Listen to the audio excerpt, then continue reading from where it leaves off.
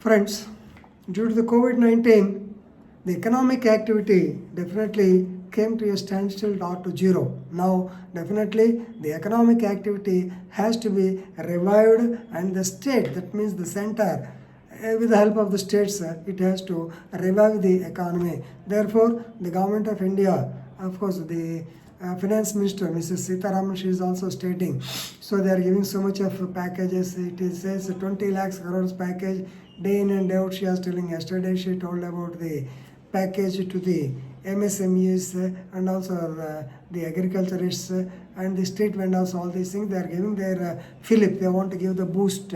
Of course, they are acting on the liquidity. There is no direct allocation of funds. Anyway, it is somewhat helpful. But now, suddenly, the Chief Minister of UP, Yogi Adityanath, he has exploded a bomb, stating that he wanted to actually revive the so-called labor laws. So there are about 44 labor laws in the country. Of course, the Yogi Pandey Narendra Modi government, they wanted to codify the same already. The code of wages, yes, minimum wage act, bonus act, all the code of wages has already come into existence, and the others also getting coded slowly. Now suddenly UP followed by Haryana, followed by Rajasthan, followed by Gujarat, all these states definitely they are giving, they actually they are diluting the labor laws, particularly as regards the working hours. Normally, so according to the Factories Act, the worker should work only 8 hours in a shift per day, and per week some 30 hours or so. Not more than that, like that they have. But now they are going, because the production has to increase and there should be some efficiency in the staff. Now they wanted to make it 12 hours per shift. So only 2 shifts per day, previously 3 shifts per day. So this is regarding the working hours. Of course, no doubt everybody, every industry has suffered, but suddenly, of course, this is a decision taken by the state because of the empowerment of the laws, right? And no doubt there is financial emergency, and actually there is no financial emergency. Suppose if the financial emergency declared under the constitution, definitely the state has got power to suspend all the laws. And the parliament is also not in suspended animation. They should think over the matter. Without doing all this, every state is saying that they are diluting the labor laws, right? Likewise, second point is regarding, of course, second point is regarding the dearness allowance. Every day, every year, they have to increase the dearness basing on the inflation or price index rise. This year, they don't want to give the dearness allowance for 1 year, it will be suspended. Then PF contribution, ESI contribution, all these things, they will be postponed for 1 year. Regarding the perks, all the other NREGS, all these things, labor laws, they wanted to change according to their wish and pleasure. Therefore, mainly is, and there are so many other things also. MSMEs, they are also having.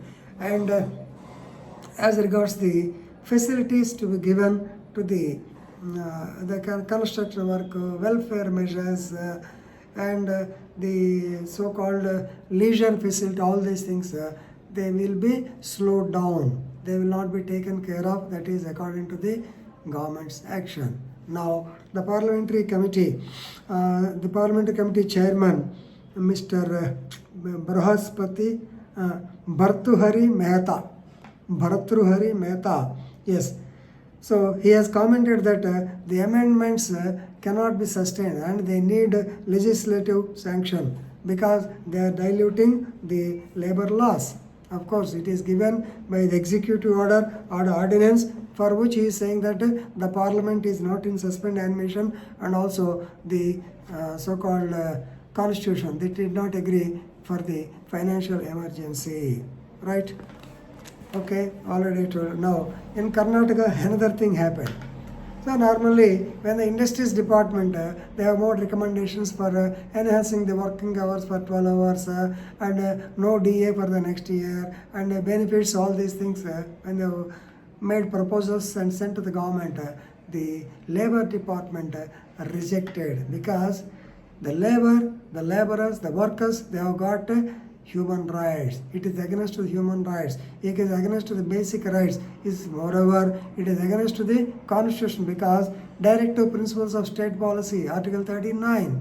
So they have to equal pay for equal work and all these things. Welfare measures, directive principles of the state policy. Of course, you cannot contest them in the court of law, but because there is an act, they have amended the same, which is not agreeable to the level. Why they have chosen this particular time? Because now we are in COVID pandemic. Though there is prohibitory order under section 144 CRPC, which means not more than 4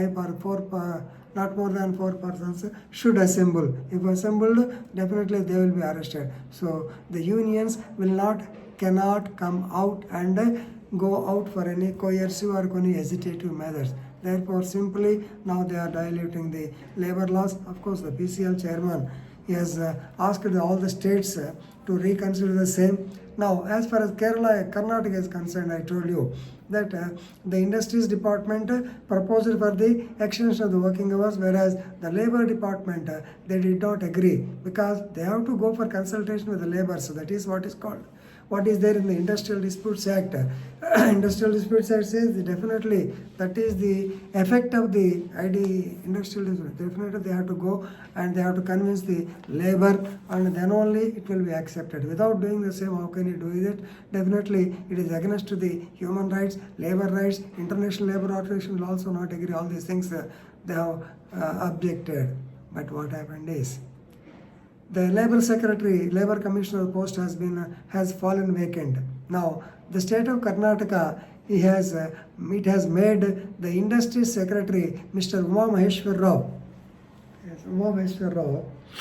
as the in charge, as the additional M. Maheshwar Rao, as the additional charge of labor also. Now, the labor associations, they say that it is a conflict of interest. It should not be done because there are two entities, two departments. No doubt he may be one officer, he can take charge of the labor also, no problem. But here the dispute is there between the industry and commerce department, whereas the labor department, which are opposing each other. In such a situation, if both the department are headed by one person, normally since he is the proposal for the extension of working hours, definitely he will agree, and as head of the labor department, definitely he will push forward the changes, and definitely the labor department, the lower authority, they have opposed for the same. So now the Factories Act, Industrial Disputes Act, Labor Act, Minimum Wage, all these things definitely they are being codified and now they are being diluted. And some people have filed, I think in Allahabad High Court, some people have filed a public interest litigation. Of course, the High Court asked for the opinion of the UP government. Of course, they will file the affidavit, then only the decision will come.